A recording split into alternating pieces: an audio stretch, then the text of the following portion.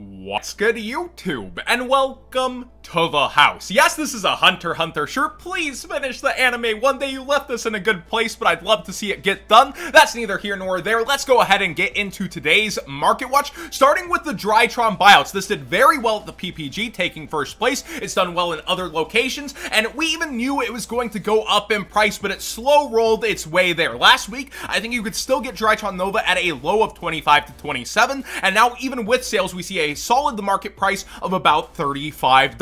Also, Medionis Drytron's collector rare has spiked really big. This got Mu Beta Fafnir, it got the very expensive Diviner of Heralds. So much is going on for this deck, and its buyouts are going across the board. We see Secret Rare Cyber Angel Eaton, Konami, hello, Lost Art Win. There's a huge market there. It has spiked as the highest rarity, very well to where the market price has even gone up a lot with this. I think it could cool down over time, but the commons aren't the most accessible either, even though they're cheap right now. Dimensional Guardian's one of the worst duelist packs ever. You have Dragons of Legend, the complete series, very low open, and a Legendary Duelist, Sister of the Roses. Well, Legendary Duelists aren't the most printed sets in the world, so you might want to get those commons sooner than later using that TCG player link in the description down below, costing you nothing extra to support the channel directly for the cards you'd already be buying. I don't think these will just sweep off the market, but they could be somewhat easily targeted. Herald of the Orange Light Ultimate Rare is bought out again. This one has a weird twist and a huge conversation to be had from yesterday's comment section, well, 2 days ago. So ultimate rares were down to a low of $55-ish. I watched them go back to 75 and was like, huh, that's weird, maybe it'll cool back down, but into this hype it goes, getting a much higher market price, and now the lowest listings being 105, 110, and 120, and there's only low feedback sellers. And I want to bring up that somebody said I'm way too harsh on low feedback sellers, and I think there are good and bad low feedback sellers because a lot of people are just starting out and don't necessarily know how to handle themselves with customer service. But then there are the grinders. They have 100, 200 sales, 100% feedback. They take care of you super quick. I also think there's good and bad top rated sellers. There's those ones that scum the system. They refund you and then relist the card higher. Those top rated sellers do exist that are awful, but then there's the ones that really want to protect their name. They want to make sure they're known for good service, like YBM, Gamer's Choice, people that really work hard to fulfill. Robbie Cole, for example, as well. I've seen him go above and beyond in making things right with his customers and adding extra things or making sure that the person feels good at the end of the day. So when it comes to sellers with low feedback, I do look for things like this, like multiple under 99% problems and then going and checking out what those problems are, or they don't have actual any feedback yet and it's low sales. Those are the kinds of ones that actually have me a red flag, and I'm gonna go and check their feedback or wait for results and maybe miss a deal on them that could be really good. Also, why I used to be more harsh on the low feedback sellers is people could fulfill like 100 cheap cards, get that feedback in, list a bunch of high-end cards and run with the money, but now TCG Player asks for more information. It's a lot harder to do that to people. It still exists, but it's a lot less often. So that's why I usually would say top-rated seller here, top-rated seller there, but I will note that I am underselling that grinder. You gotta start from somewhere, and I think this conversation was perfect in Market Watch rather than a stream because it's a great point. I am undercrediting those, and I love having those conversations in the comment section down below that actually change my viewpoint, open me up a little, and go, yeah, you know what? You're right. So thanks for taking those conversations in the comment section with me, guys. Pre-preparation of Rights Ultra Rare is pretty much gone from the market. It's the highest rarity, quote unquote. You also do have Super Rare First Original, another Super Rare reprint though, because it's from that era of Megatons, and then a common, but all of them starting to run lower on quantities. If you're in for the deck or any ritual deck at all, this has been a penny stock for some time. You may want access to that card. Now, speaking of the set that has caused a ton of changes into the market, the Diviner went from 75 to 77. It's actually gone up despite the up competition of sellers, so we'll continue to watch that throughout the week, see if competition starts to cool it in price. Amazement and Arcolino, he went up to 30 yesterday, has come back down a little bit. You can see the market price is up to 27. Very low quantities as ticket time went from 15 to 20, and a Maze Attraction Horror House went to $6 from, it was I think $5-ish, and I'm really glad I had the opportunity to play against this, talk about it on multiple market watches before it did spike through this weekend of a ton of people going to locals, getting clapped by this deck, seeing that it actually is a relevant engine, and I hate missing the curveball early, but I do like getting ahead of stuff like this. It is crazy to see how much interest has gone towards that, and honestly how many people like myself underestimated it at first. You also see Book of Lunar Eclipse settling around 12, Dark Honest settling around 12, 90 some odd listers, plenty of people now trying to sell Vesiculo around 4. That is shocking to me, but hey, here we are early. We'll see how the set goes over time, as reprints aren't likely until the 2022 Megatins. I really don't like Bahalutia. You end up having a cost, it's situational. You can't even play it when you end up losing the dice roll and they go first unless they hand you an effect monster. And then ZS Ascended Sage, I think, is probably one of the other most underestimated ultra rares in the set, but you can see that it is going. You have so many different Utopia supports coming up. He searches you a rank up spell and also helps special summon himself with the greatest of ease. Do consider getting this card sooner than later, in my opinion. Besides that, I don't think there's too much underestimated value besides maybe the super poly target, and then this live twin is also pretty good. Remember, there are now 14 ultra rares per set, along with those 10 secret rares, making ultras specifically harder to get than before, and I think they do get pretty underestimated on the market at times, and I am glad to see the sealed of this product getting competition and going down in price overall. Other spikes due to the set, though, Scrap Raptor helped dinosaurs, and Amador was as low as 65 recently, and you can see now it is back towards 74, 75. It's secret rare, so it's still max rarity. If the Megatins end up printing it ultra or super, I would love to see it in super, actually. But with this card, you still have the amount of time you get to play it versus the Megatins getting pushed back, and so much going on with it. Now, let's talk a little bit of pre-sales. I know I'm in for King's Court for 10 cases. I make that very public when I go in for it. You can use code What'sGood5 for 5% off your orders at Gamer's Choice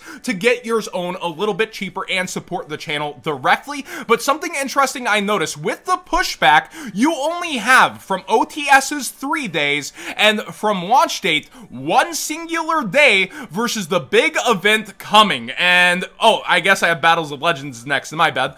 But we have here July 10th to July 11th the remote duel YCS versus the release of July 9th. If everybody's speculating Utopic F-Zero Future Dragon, that's a mad scramble to maybe fix a deck, matchup knowledge you didn't expect, etc. If it's legal for this event, which its mass release would make it legal for any kind of YCS out there. So you may see a very big rush for cards from King's Court at locals, making a wonky first weekend, making it maybe underrepresented actually at the remote duel YCS for opening weekend, or making matchup knowledge not there and people way more successful, especially if there is actually a good engine in here as well. So that's something to look forward to. It could fall either way, of course, but King's Court could either be just under impactful for what it should be, over impactful due to matchup knowledge and advantage of people getting their cards, actual pay to win Yu-Gi-Oh! Weird. But yeah, this one's a little bit of a situation, I guess, coming up for the remote duel YCS with that pushback. Also, for the Battles of Legends set, it's Animation Chronicle over there. I almost said Advent Calendar when I saw AC. That's a different situation. But we have the Astral Language number 17 Leviathan Dragon dropping over there, and that could end up being a chase card in there. It would not be nearly as big as Utopia. It still gets played in multiple past formats, though, so it would be an interesting choice and pick for the card. It has a Ghost Rare and Ultimate Rare competitor. The Ultimate Rare wasn't taking that seriously until the last couple of years when all the buyouts happened, but you can still get Battles of Legend, of course, using code What'sGood5 for 5% off on early bird specials to support the channel directly for the cheapest prices you will see around pretty much ever on the set during the pre-order window. And I think you're gambling. Take the realistic gamble with Battles of Legend, though, that every single Battles and Dragons of Legend has done well long-term, and chase cards would definitely aid this, but also that for busting it open versus short prints and other things that happen in the set, it may not be the best. And on Another note here, I would be going for penny stonks that you see as hollow upgrades or cheap engines like the Numerons soon, because this set is nearing a year old. Yes, it was mass opened in the chase for 10k Dragon, but stuff like this, while it seems heavily listed now, as we near that year-old thing, buyouts start to get targeted from sets like this, and I would definitely consider the kinds of cards, options of cards, ooh, a max rarity Cyber Dragon support, that kind of stuff. I would be considering getting what you want out of the set sooner than later in case it does end up going up for what it is. Now, Fluffle Frightfur has been seeing a lot of hype. I know Mono Bluetron feature the duelist that did very well with it, and it actually topped in further of his tournaments. Frightfur, Tiger, and Kraken up in price. The secret rare specifically for Tiger, there is the Jump Ultra, which is a lower rarity but hits other collecting points. This is a show archetype. Then you have Magazine Promo here, where you have people with a ton of quantities, though, relisting. I personally like jump promos whenever I'm getting a thing for super long-term value, but you also do have the secret rare as the max rarity. Both decent choices. I see why people bought this one out over that, but I personally like the jump promo for super long-term. Now we go to past formats. Geargia Armor has been super low on quantities all of a sudden. I know a lot of streamers are playing different past formats, showing off what they can do, getting people excited about them, and that's why you would want to see buyouts on these, not just for the, oh my gosh, value, it's moon rocketing, but for people actually getting excited in a community and playing these past formats. The first edition has pretty much disappeared. You see the lowest is now $5, very few listings on it, and I did ask the question in the previous market watches, is super rare the next range of buyouts, as secret rares have been gone in on. You have the past collectible secret rares from hard to get sets like Phantom Darkness, and then also, of course, ultimate rares across the board bought out. Well, I have looked at the Monarchs, and first edition Mobius, the cheapest is around 15, and that's it. There's no other ones of them. And then for Monarch format, Zaborg is almost worth what it was back in the day. Lowest around 31. I believe there's one other, no, there isn't another first ed. Okay. Oh, 25. Okay, so the lowest is 25. Its range was 20 to 30 back in the day. I remember buying it while it was 30 for 20 and feeling like I had super plus stonked, like original Market Man aha moment or whatever. But you see that it's almost worth what it was back in the freaking day during its meta heyday for an Ancient Sanctuary first ed. People bought out the Caius Ultra Rares, and they are now towards $12+. And then somebody bought this out, I think, thinking it was the Ultra Rare, because I originally clicked on it thinking it was the Ultra Rare too, and somebody bought this common completely out, I'm sorry, I'm cracking up, from Emperor of Darkness. If we go back, there's other commons from, like, the battle packs, you have the star foils, you have Duelist League, you even have a gold rare holofoil, gold rare. But seriously, like, I get that it's lower on quantities and stuff, but a common buyout? Come on, man, what are you doing? Plant format's serious, sure, but what are you freaking doing buying out the common from that structure deck? So many people rip that one open, a lot of people have that in bulk.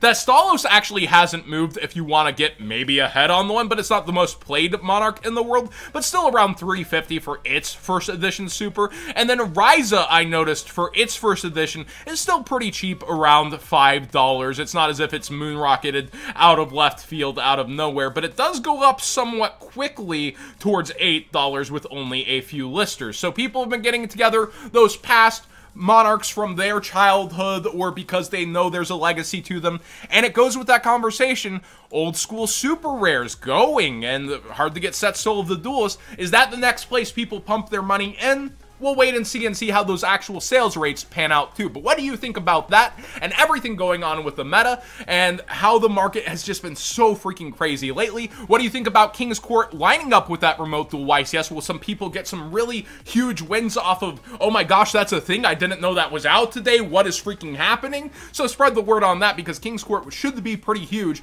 unless for some reason Konami blocks it from being part of the event for judge headaches. No, you shouldn't be doing that. Every single release going into a weekend has typically been allowed. And then you also have Battles of Legend on that horizon. But for now, yep, meta shaking up, things are changing, some decks revolving back in, other decks getting new support, people being very excited. Please subscribe if you haven't already, give this video a thumbs up if you enjoy these conversations, and thank you to the comment section too for also helping me self-reflect on some things that I haven't thought about in a while. I love that stuff.